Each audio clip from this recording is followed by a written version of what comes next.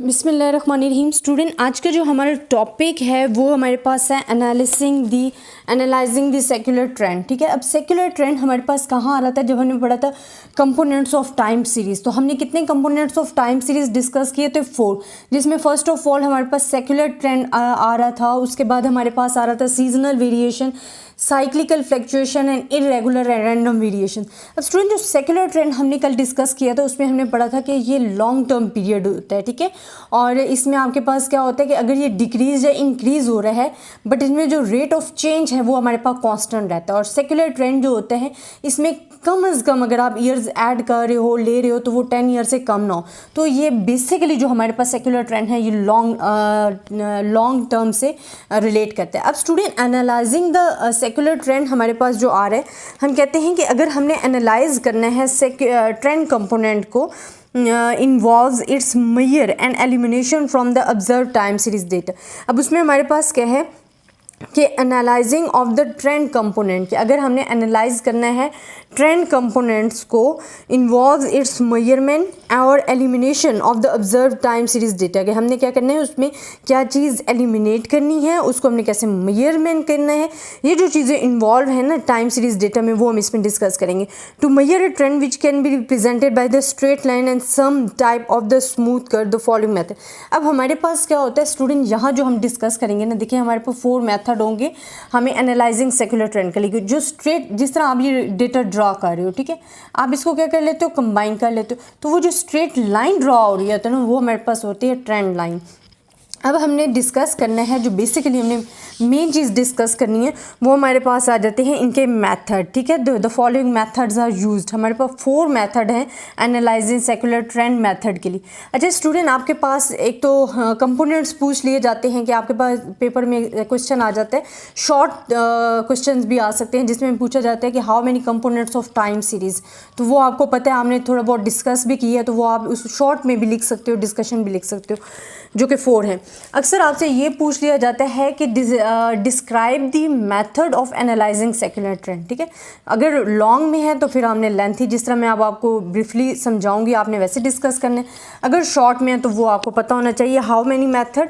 We have the 4 method. हमारे पास first method क्या है? Method of free hand curve. Second जो हमारे पास है, हम कहते हैं method of semi average, method of semi average. Third one is method of moving average, method of moving average.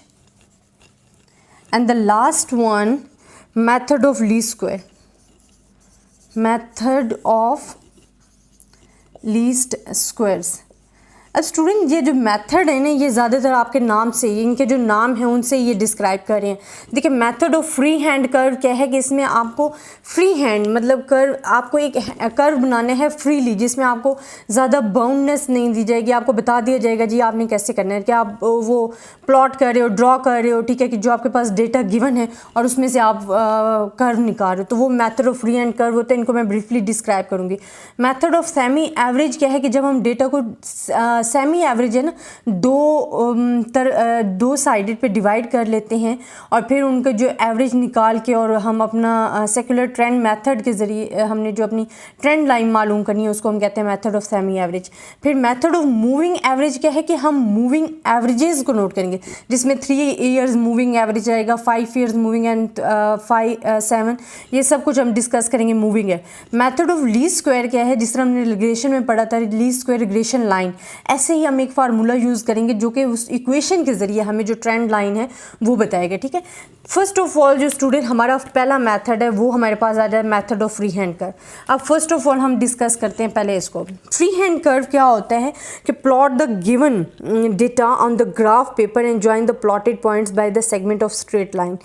Observe the ups and down movements on the graph and draw a smooth curve or a straight line free and passing through the plotted points in such a way that the general direction of change in the values is indicated।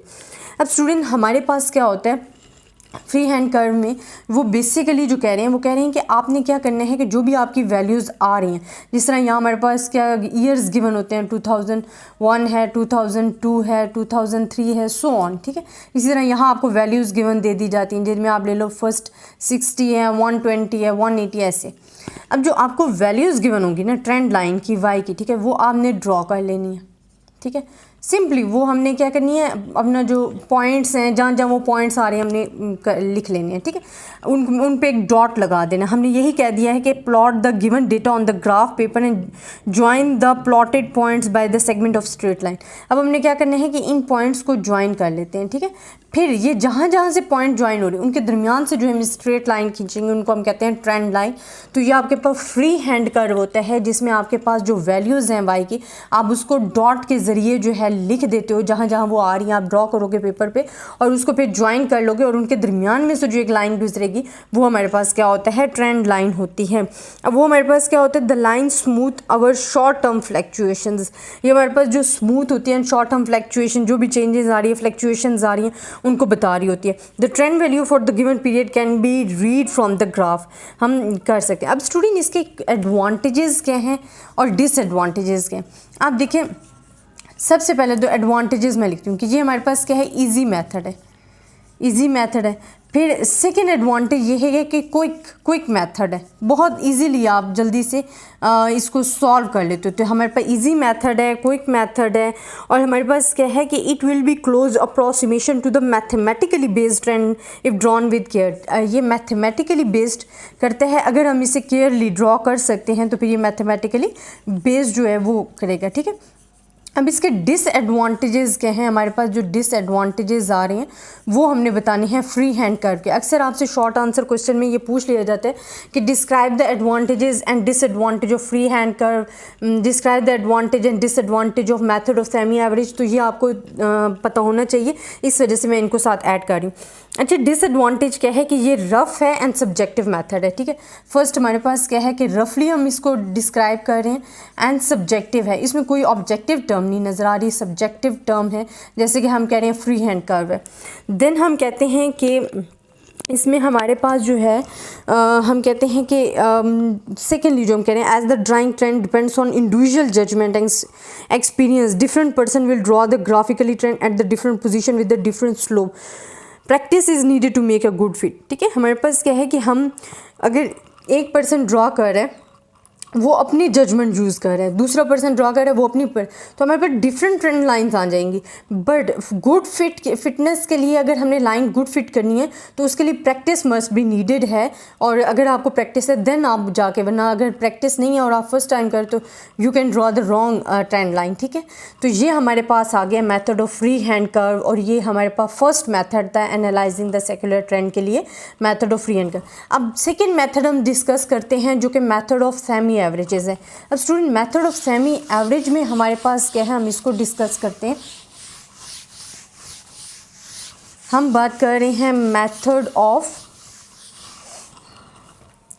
Semi average,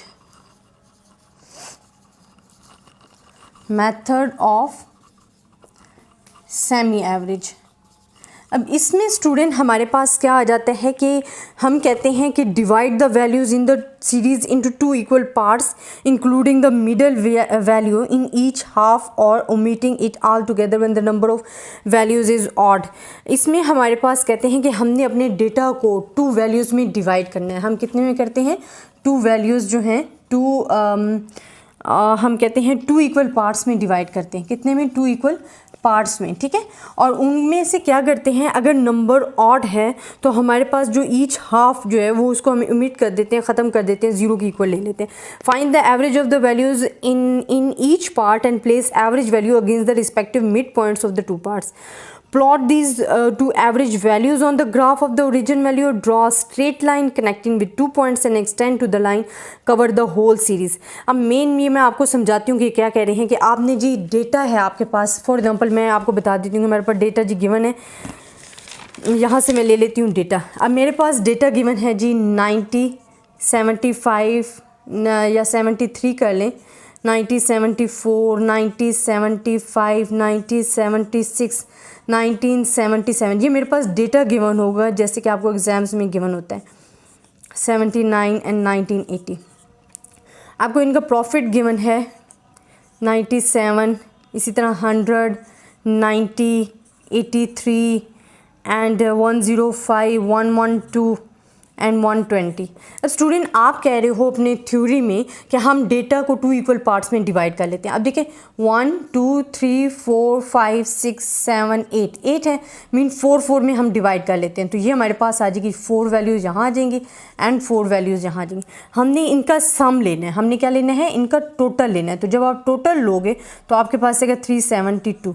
इसी तरह आप इसका total लोगे तो 420 आ जाएगा। अब आपने क्या करना है कि एवरेज लेनी है, इनको डिवाइड करना है। देखिए 4 का हमने लिया ना, तो इसको 4 से डिवाइड कर लेंगे, इसको भी 4 से डिवाइड कर लेंगे, तो एवरेज जो आपके पास आएगी वो 93 और यहाँ आपके पास आ जाएगी 105। अब हमने कहा था कि हमने जो थ्योरेटिकली हम पढ़े थे कि हमने डेटा को 2 इक्वल पार्ट्स में डिवाइड किया है, फिर उनको टोटल किया है, then we are taking the average value. और अगर उस एवरेज वैल्यूज़ को हम ड्रॉ करते हैं अपने डेटा में, तो फॉर एग्जांपल ये 2 वैल्यूज़ आ गई हैं यहाँ और यहाँ, ठीक है। तो वो जो हम ड्रॉ कर रहे हैं तो ये हमारे पास क्या आ रही हैं, ट्रेंड वैल्यूज़ आ रही हैं, और वाई की वैल्यू आपने साथ लिखनी है।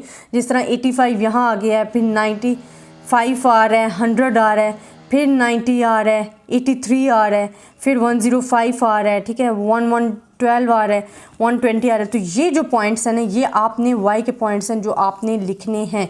और आपके पास ये जो 2 पॉइंट्स हैं, ये आपके पास एवरेज पॉइंट आ गए, तो ये आपने लिख दिए, ठीक है। तो ऐसे हम अपनी ट्रेंड वैल्यूज़ जो है वो मेथड ऑफ सैमरी एवरेज में फाइंड कर लेते होते हैं। अब स्टूडेंट इसके एडवांटेजेस क्या हैं एंड डिसएडवांटेजेस क्या हैं वो भी आपने देखने और बताने। एडवांटेज फर्स्ट ऑफ ऑल क्या है कि ये सिंपल एंड क्विक मेथड है, ठीक है। ये हमारे पास इसका एडवांटेज है।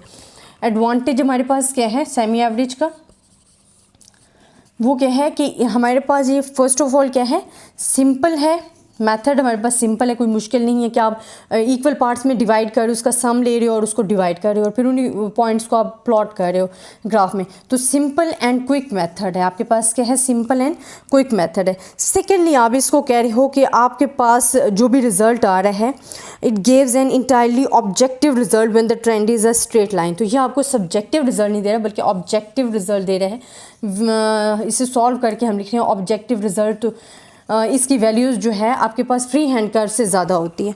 फिर क्या है द अर्थमेटिक। अब डिसएडवांटेज मैं आपको बताती हूँ। देखिए जब हम बात करते हैं ना डिसएडवांटेजेस की इन द सेमी एवरेज, तो हमें पता है कि हमारे पास हमने जो फाइंड किया वो एवरेज है, इट्स मीन अर्थमेटिक मीन हमने फाइंड किया। तो अर्थमेटिक मीन जो है वो बहुत ज़्यादा डिस्टर्ब हो जाता है when the values is abnormally large and small. जब आपके पास यह प्रॉपर्टी भी थी एवरेज की, अर्थमेटिक मीन की, जब हमारे पास ज़्यादा बड़ी वैल्यू आ जाती है, बहुत कम वैल्यूज़ आ जाती है, तो अर्थमेटिक मीन जो है वो उससे क्या हो जाता है, डिस्टर्ब हो जाता है abnormally large and small values से, ठीक है।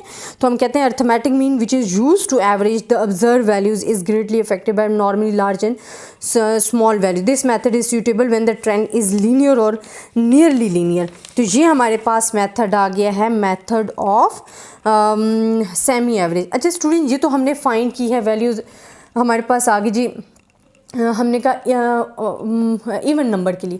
अगर हमारे पास ऑड वैल्यूज़ हैं, ठीक है, अगर हमारे पास क्या है ऑड वैल्यूज़ हैं, देन हमारे पास क्या आएगा। अगर मैं ये वैल्यूज़ ले लेती हूँ इस तरीके से,